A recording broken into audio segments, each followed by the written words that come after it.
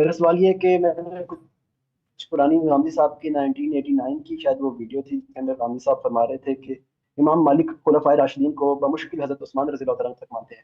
اس کے بعد ابن خلدون نے اپنی تاریخ میں لکھا ہے کہ حضرت معاویہ بھی خلیفہ راشد ہیں۔ تو میں غامدی صاحب کا اپنا موقف جاننا چاہتا ہوں کہ کیا وہ حضرت معاویہ رضی اللہ تعالیٰ عنہ کو خلیفہ راشد مانتے ہیں یا نہیں مانتے؟ شکریہ۔ ٹھیک ہے جی، بہت شکریہ۔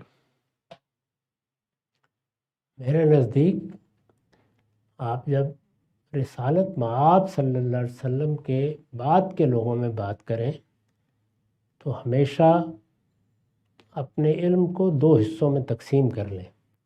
ایک ہے واقعات کا علم، یعنی فلاں حکومت قائم ہوئی، فلاں حکومت غلط طریقے سے قائم ہوئی، فلاں حکومت صحیح طریقے سے قائم ہوئی، یہ ہم اپنے علم کی وجہ سے تجزیہ کر سکتے ہیں، یہ ہمارے حدود کی چیز ہے۔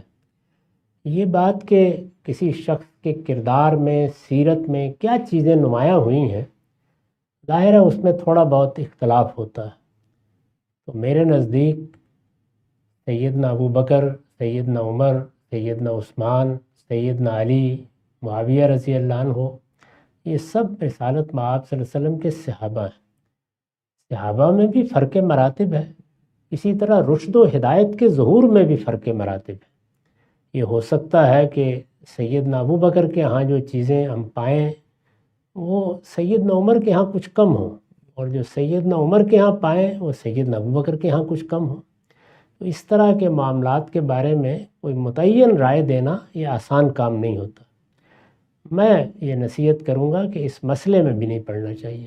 سب ہمارے لیے قابل احترام ہے، سب کے لیے ہم اپنے دل میں عزت کے جذبات رکھتے ہیں، ان کی تاریخ ہم پڑھیں گے، وہ ہمارے بزرگ ہیں۔ ایسے ہی اس کے بعد میں جو لوگ خلفاء ہوئے ہیں ان میں بھی بڑے غیر معمولی لوگ ہیں، ان کی بڑی خدمات ہیں، اور ان میں بھی رشد و ہدایت کا ظہور مختلف سطحوں پر ہوا ہے۔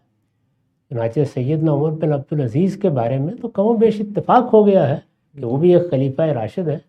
تو اس لیے اس معاملے کو اسی وسعت کے ساتھ دیکھنا چاہیے، میں اس کو اسی وسعت کے ساتھ دیکھتا ہوں، اور رشد اور ہدایت کے معاملے میں کسی ایک جگہ کوئی بند لگا دینے کا قائل نہیں۔ ٹھیک ہے سر، بہت شکریہ۔